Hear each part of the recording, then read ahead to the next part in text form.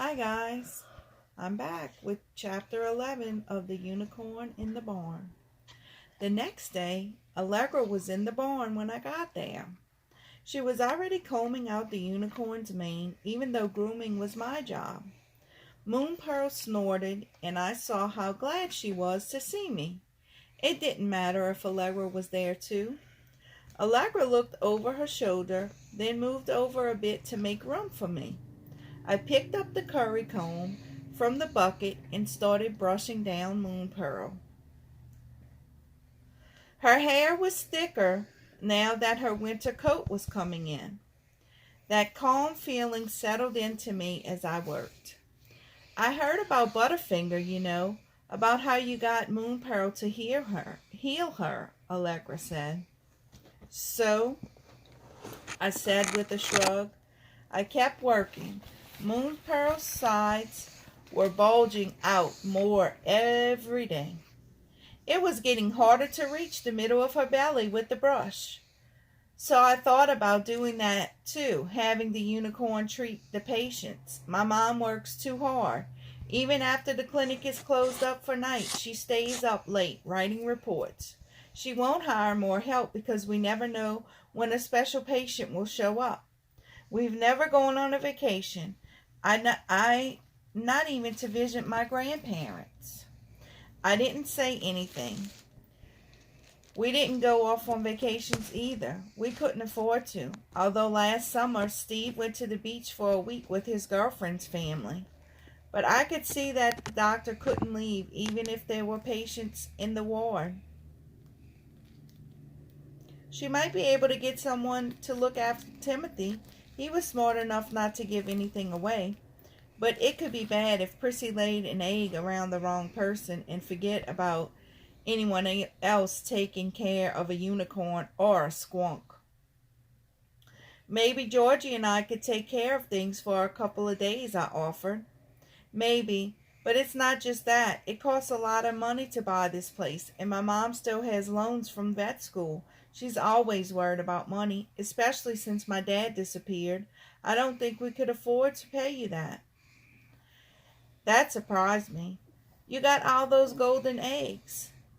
Only the shells are gold, not the yolk and the whites. I don't think she gets that much for one.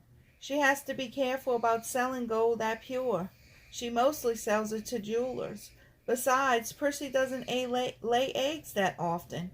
I know that Moon Pearl shouldn't be forced into helping, especially since it makes her so tired. Maybe it's just part of being a doctor. You're always tired. I hadn't thought of Moon Pearl as a doctor, but I guess that's what she was, sort of a magical doctor. Allegra pulled a bunch of hair out of the comb and let it drift onto the sawdust. I remember the unicorn hairs Grandma picked off my shirt. I got an idea, I said. I told her about how the hair helped Grandma's hand. I think there's power in the hair too, not just the horn. We could take the hair that we clean out of the curry brushes and combs and use that to help the patients. Allegra looked at the comb in her hand. You're right. That was a first. Allegra admitting I was right about something. I always feel better just being around Lady Shimmershine Moon Pearl. I could hardly believe she still used the stupid name. Allegra pulled another bunch of mane hair out of the comb. Give me your brush, she said, holding out her hand. Same old bossy Allegra, I thought. She worked the comb through the brush, collecting a big fluff of unicorn hair. That should do to start, she said. She tossed the curry combs into the bucket and ran out of the barn. I could hear her calling for her mom and Georgie as the screen door slammed. I better go see what she's up to, I explained to Moon Pearl. It was my idea and I wanted credit for it. I patted the unicorn's flank goodbye and followed Allegra. When I got inside, Allegra was in the wardroom, eyeing the cages. Mom's in surgery and Georgie is assisting, she said, sewing up a tomcat's ear. She put the fluff of hair down on a counter next to a bird cage, then covered it with a paper towel. We could try it out, I said. The ferret isn't doing so good. He could use some help. The ferret had been mauled by a couple of dogs when it escaped from the owner's house. With half of its hair shaved off, a cast on one back leg, and bandages around its middle, it was a sorry-looking thing. Its breathing didn't sound so good either, a raspy wheeze. I think the hair needs to touch him, I said. I took the towel off the front of the cage. The ferret was asleep, curled up on a pile of wood shavings, his tail curved up over its leg cast. I gently pulled the cage off the shelf and put it on the counter where we could see better. The ferret jerked its head up a bit, sniffed a little bit, and dropped it back down. The card on the cage said his name was Slinky Dink. Allegra uncovered the hair, then rolled it down into a skinny lump. She opened the cage door and slowly reached in, then dropped the lump onto the ferret's side between the bandage and the cast.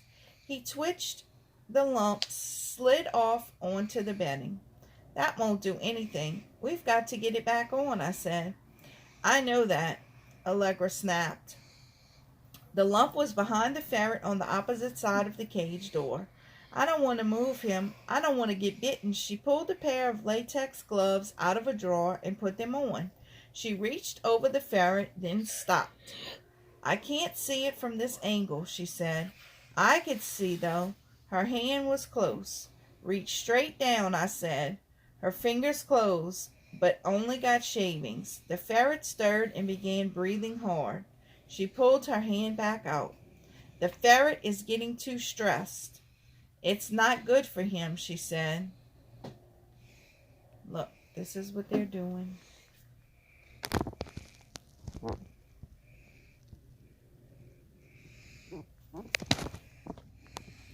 I turned the cage and leaned over, and I tried to blow the lump onto the ferret. That blew only a bunch of shavings onto him and made me sneeze. That was dumb. That girl never cut me a break. Got a better idea, I said, brushing shavings off my shirt. More to sweep up later. Then a jar of tongue depressors caught my eye. I took out one of the flat wooden sticks and used it to push the lump of unicorn hair up against the ferret's back. What are you doing? Dr. B asked. I jumped and jabbed the ferret with the stick. The poor thing flinched and raised up its head, hissing and showing me his teeth. I backed away from the cage. Dr. B stalked into the room just then and snatched the stick out of my hand. Mom, it's okay, said Allegra, jumping between us. We aren't trying to hurt him. We're trying to help. Get out, both of you. Wait for me in the kitchen. I never seen her so mad. We went into the kitchen and sat on the stools at the counter. I began to worry. Maybe I was going to get fired. I didn't care so much about the money, but what could I do if I couldn't see Moon Pearl anymore? Dr. B came in after us and faced us over the counter. Now tell me, what were you thinking? Before I can open my mouth, Allegra jumped in, explaining about my grandma's hands and the unicorn hair. I didn't even get to tell my own part of the story, but she did say the bit about the hair was my idea. Using her hair won't make Moon Pearl tired, but it can make the patients better, I said. We were trying it out on the ferret because he's in such bad shape.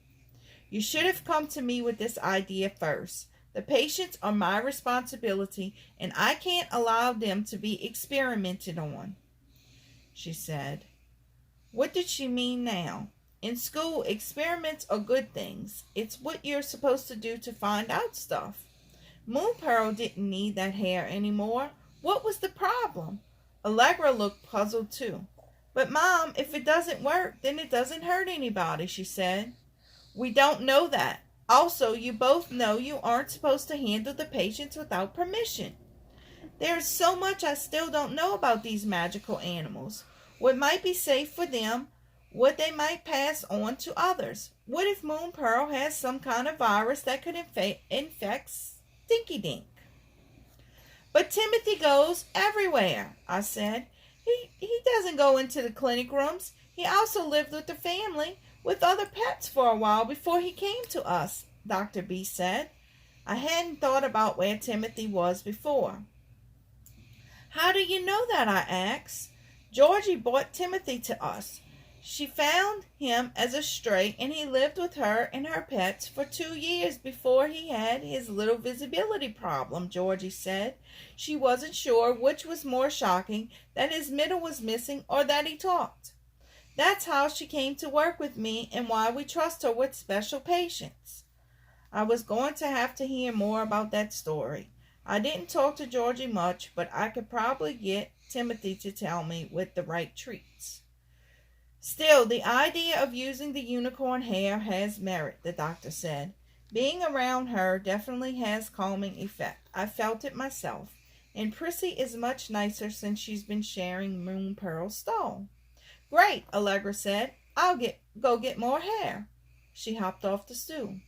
Stop right there, said her mom. Shaving off her mane or pulling out her hair for our use isn't right. We will just use hair from grooming, nothing else. Doctors had more rules than teachers did. Still, I wouldn't want anyone pulling out my hair all the time, so I guess this one made sense. I'm going to go get the hair out of the ferret's cage, said Dr. B. You stay here. She came back with the lump of hair held in the tips of a metal thing that looked like a cross between the tweezers and the scissors. The ferret is breathing much better, so perhaps this can work, she said. She was wearing a pair of rubber gloves. She took out a towel and laid the lump down on top of it. Then she opened a pad of gauze, put some surgical tape on 2 edges, turned it over, and put the lump of hair in the middle of the gauze. She used her fingers. She spread out the hair onto a flat piece instead of a lump. Then she rolled up her shirt sleeves, put the piece of gauze over a big red scratch that was scabbed over her arm, soothing down the tape. Allegra burst out, "What are you doing?" Dr. B pulled down her sleeve. "I want to see if it helps this scratch that I got from the broken top of a cage. I also have a headache, a real one, not just because of you two." She gave us a hard stare. "If this heals the scratch in less than a day, then I will try it on the ferret." She straightened up and collected the towel and the tweezers thingy. "Allegra, the tables in the exam room need to be bleached. Eric, you disinfect the empty cages in the ward before mucking out the stalls." "Yes, ma'am," I said. Chapter 12. That lump of unicorn hair cured the doctor's scratch right quick. It was completely gone by the next day. I began collecting hair whenever I groomed Moon Pearl, and Dr. B let me make little pads of gauze and hair to use. They were stored in a locked cabinet with some of the medicine. We didn't use them on all the patients, just the sickest ones. The ones Dr. B thought needed the most help. The hair didn't cure everything instantly like the horn did, but the patients got better a lot faster. Moon Pearl kept getting bigger around her middle. Her skinny little legs hardly seemed strong enough to hold her up. She looked like a marshmallow on a bunch of toothpicks. Of course, I didn't say that to her. She was still the most beautiful thing I'd ever seen. I came over every day, even though I got paid for a few hours a week. Dad was working late a lot, and Steve was either working at the diner or hanging around with Darren and Charlie Deaton and that gang. The Sunday before Thanksgiving, Dr. B was in the stall checking over Moon Pearl when I got there in the morning. The clinic was closed on Sundays, so she had more time than usual, I guess. "Morning, Eric." "Morning." I snagged the bucket of grooming brushes and went into the stall. I stepped over the goose who was snuggled down in the sawdust and began combing out Moon Pearl's mane. "When do you think the babies will come?" "It's still hard to judge. but my best guess is mid to late December, the doctor said, running the curry brush down the unicorn's withers. It could be later, but I'd be surprised if it's later than New Year's Day. The foals are still moving a lot. Do you feel them when you're grooming? I'm not sure, I said. Sometimes I thought I felt movement under the brush as I smoothed it down her sides, but it was hard to tell because the skin felt so tight across her belly. One of them is kicking now, said Dr. B. Come here. I came around Moon Pearl's front, ducking to avoid the horn. The doctor took my hand and put it on the underside of Moon Pearl's belly below the ribs. At first, all I felt was the warmth of her soft hide, and then a poke, like someone knocking away at my hand. Moon Pearl turned her head, looking at me, flicking one ear back at us. I felt it, I said. I felt one of the babies move. Dr. B smiled at me, and I smiled back. There was another poke, and I saw a bump move, pushing out Moon Pearl's side just a little, like a foot moving under a blanket. I laughed out loud. The doctor laughed too. Mom, Allegra called, appearing at the barn door. Phone, emergency call. Dr. B sighed and gave Moon Pearl one last pat. No rest for the wicked, even on Sundays. Moon Pearl tossed her head and shook out her mane. Hey, I just smoothed that out, I said. I brushed her mane back so it all lay on one side of her neck. Her mane looked soft, but the hair was actually kind of thick and coarse. I finished grooming her and gathered up the combs and brushes. She huffed at me as I carried them to the bench and then nickered louder. I laid out the brushes and took a regular comb, the kind people use to tease out the hair, collecting it all into a big ball. I got a bunch of gauze pads and put some hair on each one and stacked them up to use later. Moon Pearl nickered again and tapped the side of the stall door with her hoof. I turned to see what was bothering her.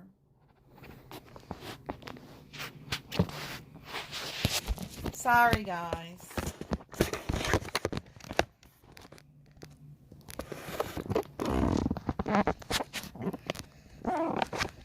Moon Pearl nickered again and tapped the side of the stall door with her hoof. I turned to see what was bothering her. She craned her neck, trying to look around me to the bench. Oh, do you want to know what I'm doing? I asked. She nodded. We found out that your hair has healing powers too. Not as strong as your horn, of course, and it seems to wear off after a while, like medicine you have to keep taking. It can help the patient and doesn't make you tired, I explained. I held out one of the pads with the wad of hair on it for her to see. She seemed to consider that for a bit. Is that okay? I asked. Moon Pearl made a low rumble in her throat and nodded again. The matter settled, she stepped back and nosed in her feed through her feed trough for a few bits of stray hay. We were going to visit Grandma soon, and I was thinking about how just a few little unicorn hairs help her move her crippled hands. Then the hairs were going the next time I went to see her, and her hands were all curled up and stiff again. She would always check my shirt for hairs, saying she was looking for evidence I was visiting my other white-haired lady friend. There weren't any because now I made sure I had time to change my clothes before I went. Dad insisted we dress in our Sunday best for her. Maybe I could take some and stick them in my shirt for her to find. I pulled some hair off of one of the pads and stuffed it into my pocket on my t-shirt. Are more pads ready? Allegra said over my shoulder. I jumped. Shoot, that girl could sneak up on me. Here, I shoved the stack of pads with hair into her hands. She took them and looked at me real sharp. She reached and pulled the unicorn hair from my pocket. What are you doing with this? She asked. This is enough For another pad. You know we need these. Nothing. I snatched it back and spread it onto a pad. You were going to take it, weren't you? Allegra said. Why? You're not sick. I could tell she was working herself up real good about it. Why did she have to be so nosy? I'm telling my mom, she said. She whirled and stomped toward the door. I couldn't let her do that. Dr. B might think I was going to do something bad with it. I rushed after her and grabbed her arm. Wait, it's not what you think, I said. She pulled her arm away, but stood still. So what is it then? She said. I looked at my feet. She made me feel like I had been caught stealing. I was the one who figured out that hair had healing in it, not Allegra or Dr. B. That should give me some rights to use a little bit of it if I wanted or I needed it. I wanted it for Grandma, for her hands. Oh, you told me about that. I guess I forgot. I was so excited about helping our patients, Allegra said. I was thinking if I could get her more hairs, use a pad of it, it would cure her hands or maybe even her heart. Maybe she could even come back to move home, I thought. You can't just slap on a pad with unicorn hair. People would think that was strange, Allegra pointed out. I hadn't thought that far ahead. I was just focused on getting Grandma to touch the unicorn hair again. The best thing would have to be to use. Excuse me. The best thing would be to have Moon Pearl use her horn, but that wasn't going to happen. I have an idea, Allegra had said. She went back to the bench and dumped the pads on it. She took one of the brushes and tossed another one to me. You groom her tail tough, and I'll work on her mane. I already brushed her mane. Allegra ignored that. Hey, lady, Allegra crooned as she slipped into the stall. Moon Pearl blew out her lips like making a raspberry at her. It wasn't rude, though. It was just her way of saying hello. She stretched out her nose to me to be petted as I came in. So, of course, I stroked her velvety muzzle before moving down to her hindquarters. That tail was the only thing I didn't think was absolutely beautiful about Moon Pearl. It just seemed she should have a long, flowing tail like a horse, not this lion's tail thing. We need long, coarse hairs. Get as many as you can, Allegra said, running the brush through the unicorn's mane. I combed out the tuft on the end of her tail and collected a bunch of long hairs. Give 'em here, Allegra said, holding out her hand. I gave her the silvery hairs. She sat on the stool by the workbench and pulled long hairs out of the brushes, then smoothed them flat. After bundling them up, she pulled a bead out of her pocket and slipped the bundle through the hole. She tied a knot on one end, then braided the hairs together. She tied a knot on the other end, fiddled up a bit more, and held it up. It was a little white circle, a bracelet of unicorn hair with a blue bead in the middle. There, you can give her this, and I'll bet she'll wear it, and the nurses won't be thrown out because she'll tell them it's a present from you. I took the unicorn hair bracelet from her, slipped it over my hand. Some of the hairs stuck out and were a little bit scratchy, but it looked like those string bracelets a lot of the girls at school wore. It's nice. How did you know to do that? I asked. I couldn't help but grin. I knew this would work. Grandma was sure to wear it a lot, and her hands would get better, and she would get better. It didn't pay to think too much beyond that, but I could hope. Maybe she could visit for Thanksgiving and Christmas, too. This would be the first Thanksgiving that we weren't eating at the farmhouse without Thanksgiving. The first Thanksgiving without Grandma there.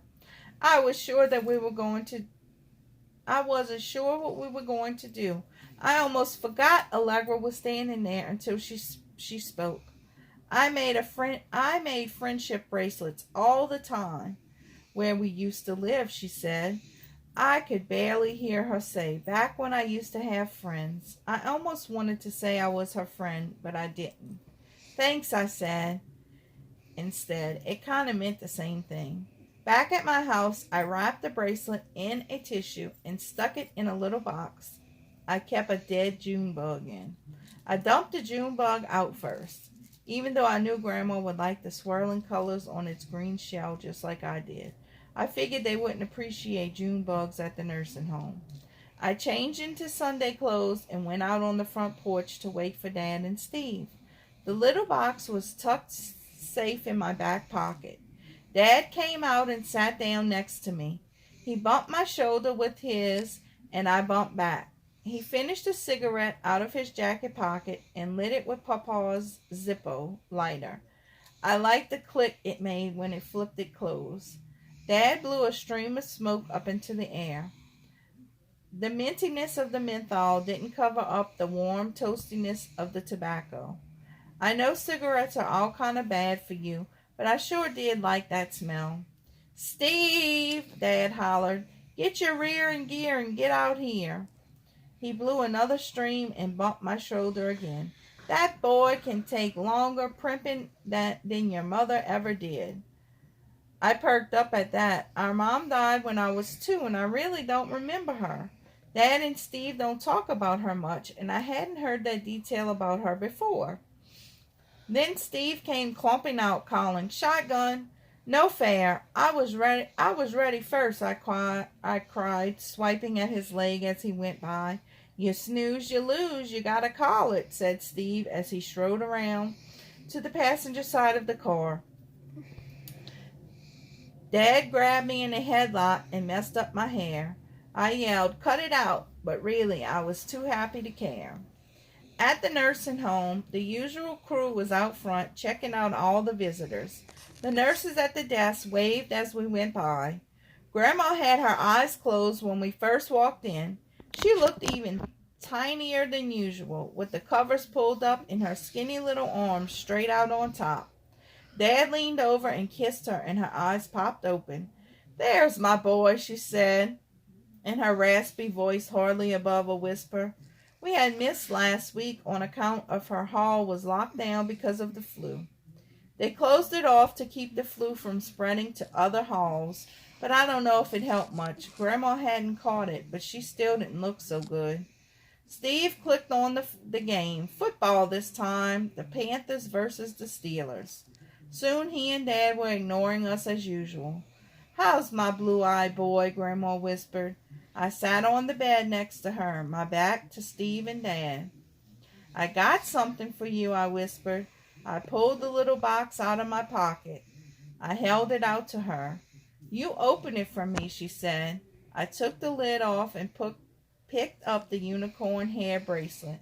"Now where did you find that?" Grandma flicked her eyes over at Dad, then back at me.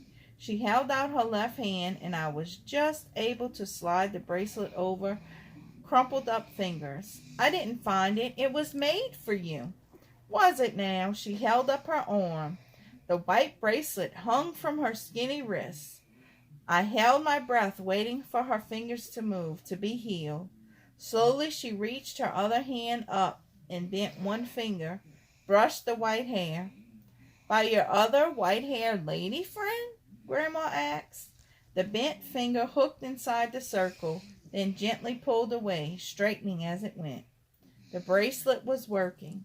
"Not exactly," I said. "It's from that white horse I told you I was taking care of. Allegra, she made it." Grandma looked at me sharp. "Allegra?" Steve broke in. "Who's Allegra? Hey, Dad, did you hear Eric's got a girlfriend?" Steve poked Dad in the side and pointed at me. "Allegra, she makes bracelets," he said in a sing-songy voice. "Hush now, Steve. I didn't notice you bringing me anything from that girl of yours, even on your own account," Grandma scolded him. I tried not to let my grin show. She always did like me best. Dad's big hand reached past me and took Grandma's wrist, the one with the bracelet. "What did you say it was made from?" he asked. Bending over me, he pulled her arm up higher so he could examine the bracelet. Grandma gave him a hard look, and he let go. "Just white horsehair from the horse the vet's paying me to help take care of. Allegra's the vet's daughter, remember?" "Right, that bossy little girl," he said. He sat back and quit looming over us. Sometimes I forgot how big he was. Both Dad and Grandma kept looking at me. I squirmed a bit, wondering what I had done wrong. I could see the bracelet was working. Grandma was rubbing it between the fingers of her left hand, and the fingers were straight and soft looking. She got a determined look on her face. Eric, hand me that doohickey, she said, motioning to the bed control box. I handed it to her, and she raised the head of the bed to a sitting position, then straightened her robe and fluffed up her hair. Boys, I'm not spending Thanksgiving in this sorry old place. You're going to carry me home, and we will do it up right. Not only that, but we're inviting the new neighbors, that doctor and her child, to share with us. Yay! I yelled. Now, Mama, are you sure that's a good idea? Dad asked. All right, touchdown, said Steve, paying no mind to us. Grandma laughed. You boys, what are you going to do without me? And that, my friends, is the end of chapter 12. We'll be back soon with chapter 13 of The Unicorn and the Barn. Bye.